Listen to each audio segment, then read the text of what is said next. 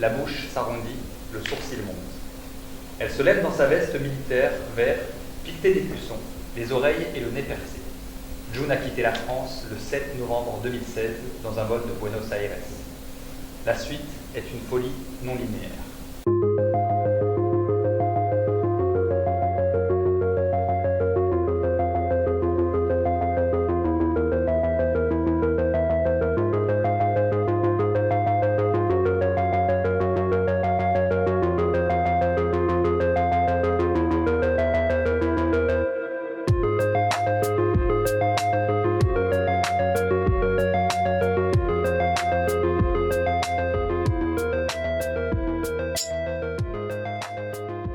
Alors moi c'est Valérian et je suis porteur dans la compagnie. Moi c'est Analia, je suis voltigeuse et acrobate. Et Stéphane, jongleur. Et puis on va parler de Lucille qui n'est pas avec nous aujourd'hui mais qui est danseuse, qui fait partie de ce projet au plateau au même titre que nous. Et donc c'est la compagnie Lapsus. La compagnie Lapsus. Je m'appelle Pierre Ducrozet, je suis écrivain, romancier. J'ai publié 5 romans, j'ai publié des livres pour la jeunesse aussi, des traductions, voilà, plusieurs choses comme ça. Pierre Ducrozet, le romancier, c'est quelqu'un qu'on connaît depuis un paquet d'années, c'est un ami d'enfance, donc il suit le travail de la compagnie depuis le départ, et nous aussi avons lu ses romans depuis déjà un paquet d'années. Donc il y avait une connaissance de nos univers artistiques respectifs, jusqu'au jour où, en regardant une interview que Pierre avait donnée, j'ai mesuré la proximité de nos deux manières de créer, nous en tant qu'artistes de cirque et lui en tant qu'écrivain. Et je me suis aperçu qu'il y avait des analogies qui étaient hyper intéressantes et hyper riches. Et quand on s'est aperçu en échangeant avec lui que la thématique de nos prochains romans et spectacles avait un lien, était quasiment la même, on a eu envie d'inscrire ça dans un diptyque au départ qui est devenu un triptyque avec maintenant la création des Grands Vertiges. Cette collaboration avec Lapsus, on a beaucoup travaillé autour des termes pour le désigner parce que c'est un truc un peu spécial, un peu hybride. Mais en gros, c'est une sorte de triptyque autour d'un terreau commun, de mêmes préoccupations, de mêmes thématiques. Et ces 3 têtes, c'est d'un côté, donc il y a eu le roman qui est paru, Le Grand Vertige, qui est paru en août 2020. De l'autre, il y a le spectacle qui va s'appeler Le Chant du Vertige et dont les premières seront en décembre 21. Et troisièmement, la forme courte, hybride entre les deux, disons peut-être, qui s'appellera Les Grands Vertiges et qui, là, mêle des extraits montés du roman que je lirai moi-même et des matières circassiennes dansées, non pas extraites de la grande forme Le Chant du Vertige, mais qu'il réinvente, qu'on invente à partir autour de l'un des autres, des échos que font les deux œuvres entre elles. Ouais, une sorte de travail à 2 têtes, quoi, qui ne soit pas plus qu'une collaboration, qui soit une sorte de travail de fond que chacun mènerait parallèlement et en se croisant. Je suis peu présent dans la création, je ne crée pas avec eux, je n'écris pas le spectacle avec eux, mais disons que je suis ça et j'accompagne ça d'une certaine manière.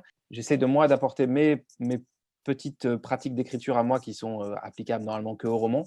Pour donner un exemple concret, on a essayé de travailler sur les personnages. Donc, moi, je vais leur dire, voilà, moi, je travaille comme ça les personnages. Est-ce que ça peut vous apporter quelque chose ou pas? Puis on dit, mais ça ne marche pas comme ça. Dans un spectacle, on ne peut pas imaginer les personnages de la manière dont toi, tu conçois les personnages de roman. Mais voir comment, est-ce qu'il y a des ponts, en fait, avec la scène ou pas. Et tout ça est intéressant, qu'il y en ait ou pas. Tu peux lancer. June quitte la capitale pour l'extrême sud, Ushuaia, où l'accueille les cris des pingouins. Un froid cinglant, du bleu et du jaune au mur des maisons. Une fois arrivé au bout du monde, on peut enfin commencer. On a cet appui du texte, mais on n'essaye pas d'illustrer les textes. En fait, on vient nourrir cette lecture avec le cirque. Je pense qu'il y a un sens particulier de l'union de ces 2 choses qui se dégagent pour le spectateur, mais ce n'est pas une adaptation et ce n'est pas une illustration non plus.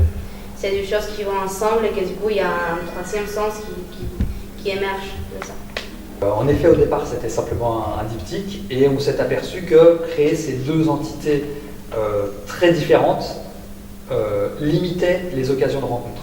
C'est-à-dire qu'il y avait une démarche qui était conjointe, qui était partagée, mais que concrètement, dans la manière d'incarner nos réflexions communes, on n'avait pas le point de convergence qui a été rendu possible par ces grands vertiges qu'on est en train de créer avec Pierre. C'est ça que tout à l'heure, quand je disais que ce n'était pas une adaptation, je parlais du champ du vertige, du spectacle, du grand spectacle et pas de cette forme hybride. Et donc, en effet, là, on part davantage et même on part complètement de l'écriture et de la matière littéraire. On a vraiment, pendant la création, imaginé les choses de telle sorte que ce qui se passait au plateau pouvait interférer sur la manière de lire de Pierre et même parfois sur le texte en lui-même, c'est-à-dire qu'il modifiait la syntaxe, etc. Et parfois, évidemment, que c'était le texte qui était lu derrière qui nous amenait à créer une matière chorégraphique pour voir comment plateau et lecture pouvaient sans cesse s'enrichir l'une et l'autre. Là, concrètement, sur la question du lien avec le texte, c'est deux approches complètement différentes, mais complètement différentes.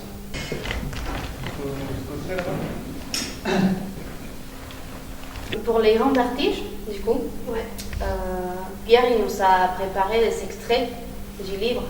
Pour chaque morceau qu'il a choisi, il a mis quelques mots qu'il trouvait que ça représentait ou ça se dégageait de cet extrait. Et du coup, en fait, on a travaillé par étapes. On a essayé de traverser cette matière, cet petit extrait de texte, en s'appuyant des mots que Pierre il a choisis et en développant cette étape juste. En improvisant, toujours, mais du coup en essayant de trouver de plus en plus, d'affiner comment on peut réussir à avoir cet état et à le retrouver à chaque fois. Porte jaune, volet bleu. June voit distinctement dans cette rue de Puerto Natales, piquetée d'ampoules grésillantes, la rage et la beauté qu'il y a à être au monde.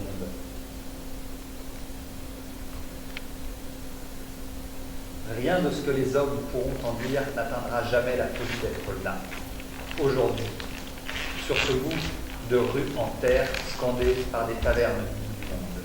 Rien n'atteindra jamais la folie de l'incarnation éphémère et de la disparition subséquente. Les images essaieront. Les hommes, leurs gestes, leurs tentatives vaines d'embrasser ce qui ne sera pas. Tout temps, mais cela, rien n'y fait. L'absurdité se tient serrée comme un poing. Volet jaune, lac fluorescent. Elle invente sa géographie. Elle y mettra ce qu'elle veut, dans tous les sens, du vrai, du faux, des vallées, peu importe. Octavio lui parle, elle ne l'entend plus. Elle est en Patagonie, elle est dans la carte. Puerto Natales.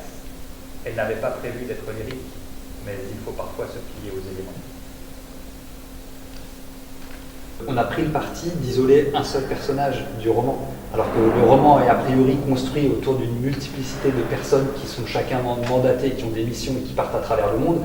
Là, on a choisi d'isoler, par souci de lisibilité, d'isoler une personnage principale et de voir comment elle évoluait au cours du roman. Tout est vrai, enfin, tous les personnages évoluent sur le monde, dans le monde qui est le nôtre, qui connaît les tremblements qu'on connaît, parce que je parle de plusieurs lieux, de sujets, etc. Tout ça est documenté, vrai. Ensuite, sur ce terreau-là, la fiction s'élance. Il y a une troisième voie, en fait.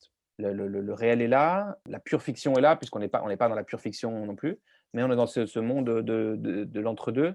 Politiquement, notamment, et c'est intéressant, c'est-à-dire de dire ok, on est là, dans ce monde-là, mais on n'avance pas, et le roman permet de se dire, ah, ben, si on faisait ça, s'il se passait ça. Et donc là, ça part très clairement, ce livre, de ça, de si on inventait une équipe qui s'appellerait les Télémaques et qui seraient des gens d'un genre nouveau qui essaieraient d'aller, qui partiraient en mission aux quatre coins du monde pour essayer, en gros, de réinventer notre relation à ce monde-là. Eh ben, qu'est-ce qui se passerait? Et tout ce qui arrive ensuite, eh ben, ça part de cette hypothèse-là. Donc voilà, politiquement, ça me permet de mettre en place l'imagination, des hypothèses, et de voir où elles me mènent. Et ce qui est intéressant aussi, c'est que je ne sais pas où ça va me mener. C'est que peut-être ça va apporter une réponse, peut-être pas. D'ailleurs, dans le roman, il y a ça. D'un côté, ça va apporter des réponses, de l'autre, ça va surtout poser plus de questions encore que ça n'en avait au départ. Donc, et on arrive non pas à une vérité, mais à une complexité encore supérieure à ce qu'elle était au début. Parce que ce n'est pas un roman à message ou à thèse, c'est le pire, les romans à thèse. Ça ne fonctionne pas. Le roman, c'est là où où les idées s'entrechoquent, quoi. Et c'est le lieu de la nuance et de la complexité, a priori, si ça fonctionne. Du coup, voilà, il y a des personnages qui pensent ça, d'autres le contraire, et ça s'affronte. L'envie de s'emparer de cette thématique-là, elle est arrivée d'une espèce de schizophrénie qui était de plus en plus évidente au quotidien, entre nous qui, en tant que citoyens, en parlions, quand on était en tournée, quand on était en résidence, on n'arrêtait pas de parler de cet enjeu-là qui commençait à prendre des proportions complètement énormes dans nos vies à tous et toutes. Et on avait l'impression que ce n'était pas du tout traité, qu'on dissociait notre vie professionnelle en tant qu'artiste et créateur, et ça devenait plus supportable en fait. On se dit, mais ça devient complètement absurde d'être à ce point investi sur ces questions-là au quotidien, et de aussi peu les considérer quand on est au plateau, et de dire, ah bon, bah non, nous c'est pas pareil, on peut prendre l'avion pour aller faire une date isolée, et puis, on a eu envie, on a eu besoin, je pense, pas parler au nom de tous, hein, mais on a eu besoin de mettre un petit peu plus de cohérence, même si ça ne peut jamais être parfait, avec, sur ce triptyque, l'ambition d'interroger tout le processus de création quand on est en phase de production et qu'on crée le spectacle, quand on réfléchit à la manière dont on fait les costumes, dont on fait le plan de feu, quel matériau on choisit, ensuite comment on tourne ce spectacle, qu'est-ce qu'on mange quand on est en tournée, etc. On s'aperçoit que c'est pas simple et qu'à partir du moment où on fait le choix incohérent de continuer le spectacle vivant, je le dis volontairement de manière un peu provocatrice, mais si on continue l'incohérence de tourner, ben, où est-ce qu'on met le curseur pour, malgré tout, essayer d'imaginer qu'on puisse être moins impactant. Les lignes bougent, ça prend du temps. Sans doute qu'on ne pourra pas mettre le curseur aussi loin que ce qu'on aurait imaginé et que ce qu'on aurait espéré au tout départ de la création, parce qu'on se frotte à des contraintes d'ordre matériel, d'ordre logistique pour organiser les tournées, d'ordre financier qui mettent des freins, très clairement. Mais en tout cas, on a envie de défendre et de réfléchir à des manières un peu différentes de créer et de tourner les spectacles. Et évidemment aussi de se saisir de cette thématique-là au plateau, parce que c'est peut-être là que le levier, finalement, par le biais de l'influence et du travail sur les imaginaires, est peut-être le plus important, même du point de vue de l'efficacité, strictement rationnel. Si ça se trouve, ça peut être le levier le plus important qu'on a, de défendre des choses et de raconter des histoires qui vont amener à bouger un peu les choses, quoi. Et évidemment aussi de se saisir de cette thématique-là au plateau, parce que c'est peut-être là que le levier, finalement, par le biais de l'influence et du travail sur les imaginaires, est peut-être le plus important, même du point de vue de l'efficacité, strictement rationnel. Si ça se trouve, ça peut être le levier le plus important qu'on a, de défendre des choses et de raconter des histoires qui vont amener à bouger un peu les choses, quoi. Ce qui est intéressant dans la pensée écologique, c'est que c'est une matrice en fait de pensée. C'est comme quand la pensée marxiste s'est installée, ça permettait d'articuler les différentes préoccupations dans un noyau. Et l'écologie, c'est ça, c'est qu'à partir du moment où s'installe cette matrice de domination de l'être humain sur la Terre, domination on peut tout englober, tout comprendre quasiment grâce à ça. Est-ce que c'est pas déprimant? Bah si, c'est très déprimant. Le gros défi, en fait, peut-être avant tout, c'est ça, c'est d'allier la lucidité du regard et d'essayer d'être le plus lucide et analytique et de bien voir ce qui se passe, et d'allier ça avec l'élan, avec l'énergie, arriver à les conserver. Mais c'est quelque chose d'assez titanesque. Là, je ne parle pas pour moi, je parle pour les militants, les gens qui sont en première ligne de ça, et même d'y mettre de la joie, parce qu'en fait, moi, je ne crois pas à une écologie de l'austérité. Je crois qu'il faut inventer une chose de très joyeux et d'inventif et d'un élan. Mais on va y arriver. Quand il y a une telle révolution, esthétique, biologique à tous les niveaux, l'art est central, parce que l'art permet de réinventer les représentations et d'arriver à voir le monde d'une autre manière. Donc, il faut réinventer le roman, il faut réinventer la danse, il faut réinventer le cinéma, il faut réinventer l'art pictural et tout. Et ça, c'est super exaltant. C'est une énorme tâche qui va nous occuper certainement peut-être un siècle, mais qui est… Voilà. Donc, quand je dis réinventer, c'est réinventer la forme, la manière de dire, la manière de…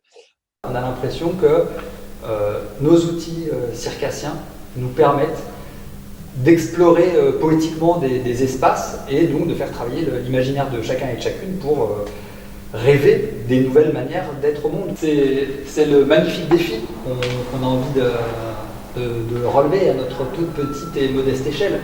Alors voilà, on sait bien que c'est illusoire et peut-être un peu vain d'imaginer ça. Ce gros défi qui serait, comme on le résume avec Pierre, d'habiter les territoires sans y laisser de traces, idéalement, pour avoir une empreinte moindre, puisque c'est un peu le grand défi générationnel et même peut-être civilisationnel qui se présente à nous. Et ouais, on a l'impression, en tout cas, quand on a essayé de résumer toutes les matières qu'on avait, qu'est-ce qui pouvait les réunir, toutes ces matières, on s'est dit qu'elles permettaient toutes de rêver des manières alternatives d'être sur cette terre, d'être dans l'air, d'être tout ça. Enfin, après, c'est aussi un travail de conceptualisation et nous, on y voit ça, là où d'autres personnes sans doute verront tout autre chose. Mais en tout cas, c'est ce dont on se nourrit au plateau pour essayer de trouver de la matière et d'inventer ce spectacle-là. Mais... Dans les temps d'une représentation, c'est évidemment court. Enfin, on ne pourra pas... Voilà, c'est une heure et demie. Mais je pense que l'enjeu, c'est réussir à faire que le spectateur, une fois qu'il est rentré chez lui, il y a un écho qui reste, il y a quelque chose qui est resté. Et du coup, je pense que c'est là où on peut vraiment laisser une petite empreinte, peut-être. Il y a aussi l'envie de pouvoir amener le cirque là où il n'est pas d'habitude, c'est-à-dire sortir du théâtre et en fait pouvoir aller jouer partout, s'adapter vachement à l'espace. En sachant que depuis 10 ans, la compagnie Lapsus ne jouait que dans des théâtres. Donc c'était aussi intéressant pour nous d'aller enfin rencontrer ces fameux publics qui ne sont pas des abonnés de nos théâtres subventionnés et de pouvoir jouer dans des librairies, dans des festivals de littérature, en rue, tout ça. Et avec aussi l'idée qu'on a eu dès le départ d'avoir une forme qui était modulable aussi dans la distribution, dans l'équipe qui sera présente sur scène. C'est vraiment l'idée de s'adapter un peu à ce mouvement permanent, comme on aime le penser dans le spectacle et dans le roman. Recouverte de libellules aux ailes grenats, elle les vire d'un revers de main et se jette dans le massif devant elle. Elle marche pendant 1 heure à l'aveugle, écartant en broussailles ses branches qui s'épaississent à mesure qu'elle pénètre dans les zones plus profondes. C'est drôle parce que c'est très exactement sur cette question du corps que j'ai l'impression qu'il y a le plus de convergence dans nos travaux et dans nos manières d'écrire. C'est-à-dire que Pierre a vraiment une écriture dans laquelle les personnages sont en premier lieu caractérisés par leur manière par leurs actions, par leur attitude, et pas du tout par leur psychologie. Nous, au sein de la compagnie Lapsus, ça fait un paquet d'années qu'on essaye de revendiquer un cirque incarné, c'est-à-dire se souvenir que ça vient du corps, que ça part du corps, avec la singularité de chacun et de chacune d'entre nous, et qu'on n'est pas dans un cirque formel, dans un cirque qui ne serait que dessin et que image, et de vraiment arriver à partir d'un cirque qui vient de tripes de l'ici et maintenant, quoi, du corps. Et tous mes livres, forcément, restent dans l'espace du livre, où ils sont enfermés. Et là, qu'on puisse travailler avec une compagnie dans laquelle, qui, eux, leur objet de travail est le corps, toujours, c'est leur matériau premier. Alors que moi, c'est les mots, et avec ça, je passe au corps, mais eux, c'est le corps. Et du coup, ça, c'est ça qui me passionne, c'est que du coup, on peut apporter d'autres hypothèses qui sont directement de l'ordre corporel.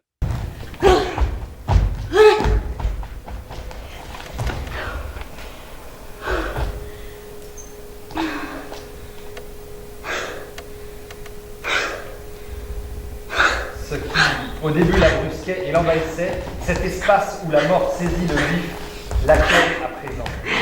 Elle se fait mousse, elle se fait chose rampante.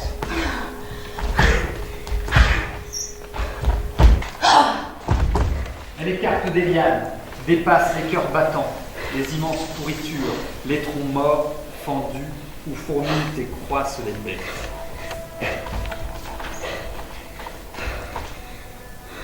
Elle pousse les portes et entre de l'autre côté.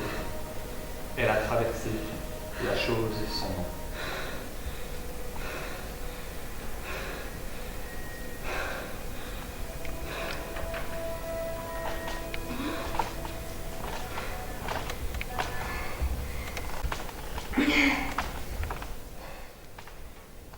Mais comme hier, en tout cas, sur les premières lectures de texte, moi, je suis incapable d'avoir un regard sur ce que tu fais.